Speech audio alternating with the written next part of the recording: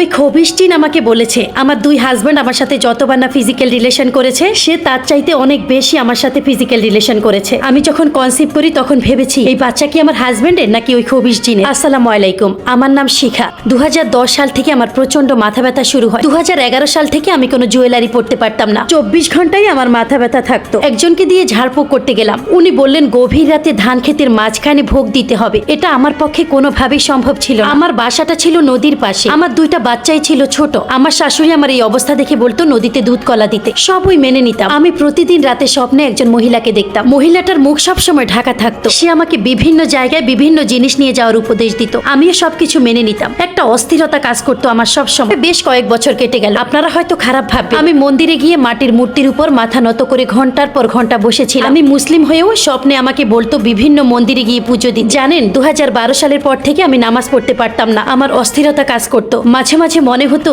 কেউ আমার সাথে শারীরিক সম্পর্ক করছে। আমার কাপড় নষ্ট হয়ে যেত। ঘুম ছাড়া অন্য সময়েও মনে হতো আমার কাপড় নষ্ট হয়ে গেছে। আমার স্বামীকে আমার ভালোই লাগতো না। এজন্য আমার স্বামী আমাকে ডাক্তার দেখায় আমার কোনো হরমোনাল সমস্যা হয়েছে কিনা, কিন্তু সবকিছু নরমাল ছিল। হঠাৎ 2018 সালে আমার হাজবেন্ড কিডন্যাপ হয়ে যায়। পরদিন তার ফোন থেকে একটা কল আসে, তারা 50,000 টাকা মুক্তিপণ চায়। 45,000 টাকা দেওয়াও হয়, কিন্তু তারপর থেকে আমার হাজবেন্ড নিখোঁজ। এখনো পর্যন্ত পিবিআই এর তদন্ত চলছে। অনেকে পরামর্শ দিল হুজুর কিংবা ফকিরের কাছে যেতে, কিন্তু যেই হুজুরের কাছে যেতাম তারা বলতো তোমার হাজবেন্ডকে খোঁজা বন্ধ করে তোমার নিজের চিকিৎসা করা, তোমার অবস্থা ভীষণ খারাপ। একদিন গভীর রাতে দুই ছেলেকে নিয়ে ঘুমাচ্ছিলাম। হঠাৎ স্বপ্নে দেখি যে মহিলার সাথে আমার সবসময় স্বপ্নে কথা হতো সে আমার সামনে দাঁড়ালো দুইটা পুরুষ মানুষকে নিয়ে। দুইজন পুরুষ মানুষ আমার দুই পাশে বসলো, আমার দুই হাত শক্ত করে ধরে বলল আমরা কিন্তু সবসময় তোমার উপর নজর রাখছি। আমি বোবার মতো হয়ে গেলাম, আমার মুখ দিয়ে কোনো শব্দই বের হচ্ছিল না। স্বামীকে ফিরে পাওয়ার জন্য ওই মহিলার আদেশে আমি বিভিন্ন মন্দিরে মূর্তির সামনে দুধ কলা নিয়ে মাথা নত করে বসে থাকতাম। ওরা আমার স্বামী হারানো দুর্বলতাটাকেই কাজে লাগিয়ে আমাকে ব্যবহার করতো। একটা সময় ওরা আমাকে বলল আমি যদি নদীতে রক্ত ফেলি তাহলে আমার স্বামী ফিরে আসবে। আমিও আমার একটা পরিচিত হাসপাতালে গিয়ে একজন নার্সকে বুঝিয়ে সুঝিয়ে 1 সিরিঞ্জ রক্ত এনে নদীতে ফেললাম, কিন্তু কোনো কাজ হলো না। আমি সারাদিন খাওয়া দাওয়া ভুলে